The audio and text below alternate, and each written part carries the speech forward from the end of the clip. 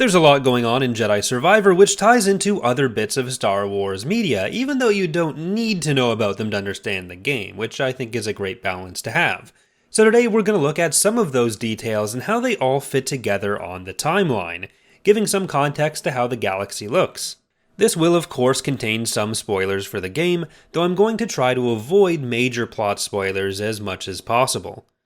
Jedi Survivor itself takes place in the year 9 BBY, or before the Battle of Yavin. This is about 10 years after the Clone Wars end, so we're getting into the period where the Empire is pretty solidly established. The most notable connection to the game is of course Jedi Fallen Order, which takes place 5 years earlier in 14 BBY. We know in the 5 years since the search for the Holocron in Fallen Order, the Mantis crew has gone their separate ways. The buildup of their tensions and some of the exploration of their diverging goals, as well as the loss of Grease's arm, is explored in the novel Jedi Battle Scars, which has a less solid date, but seems to start about 2 years after Cal destroys the Holocron, or in about 12 BBY. For some extra galactic context, 12 to 11 BBY is also the time that Hera Syndulla leaves Ryloth to start taking on the Empire, meeting Kanan, and when Thrawn is working his way up the Imperial ranks.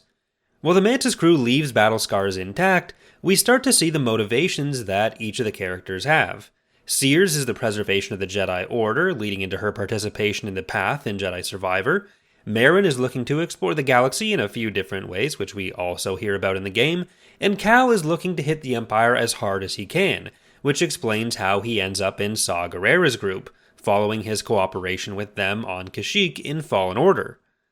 Notably, Merrin says she had returned to Dathomir and learned some new skills in their time apart, but we also know someone else who's been on Dathomir in this period. At the end of Solo, which takes place in 10 BBY, Darth Maul tells Kira to meet him on Dathomir. Whether Merrin ever learns about Maul's presence on her homeworld, or if she ever does anything about it, is an open question. Maul isn't killed until 8 years later in 2 BBY during Star Wars Rebels, so there's plenty of time to maybe fit in a Dathomir adventure. 9 BBY is actually a big year for stories about the Path. It's not only the year that Jedi Survivor is set, it's also when the events of Obi-Wan Kenobi are happening. We don't know the exact order of specific events between the two, but at least within a few months of Obi-Wan finding the writing on the wall on Jabiim, showing some of the various Jedi participating in the Path like Quinlan Vos, Cere and Eno Cordova are involved in organizing its operations on Jedha and everything that entails.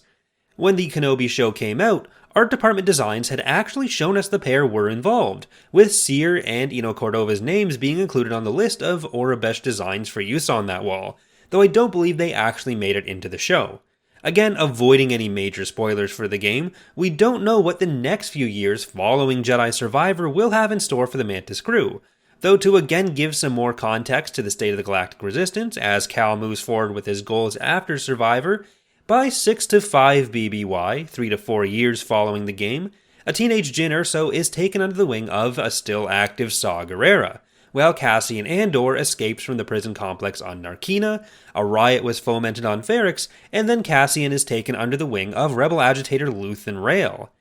This year, 5 BBY, is also the year that Star Wars Rebels begins. The presence of Cere and the Path on Jedha has raised some concerns because of the Death Star blowing up Jedha City, devastating the planet, but this was in 1 BBY, very close to the end of the year and the start of Episode 4 in 0 BBY, putting it almost a decade after the events we see in Jedi Survivor when we visit the planet.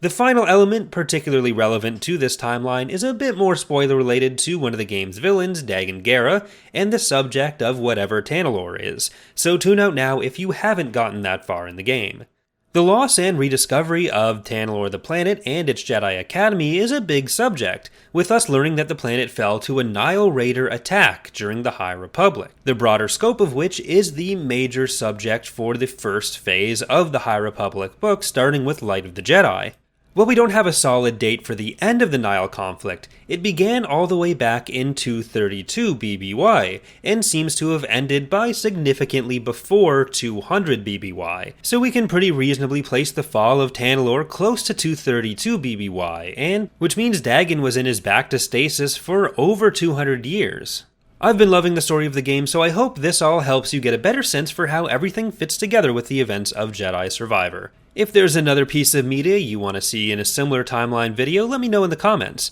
Like with the galaxy map videos, I'll be trying to refine the visuals for this style as I go. You can also just tell me if you liked the video in the comments so I can feel better about myself, and if you didn't like it, lie and say you did anyways. Interaction helps get the videos out there more, so thanks for watching, and I hope to see you next time.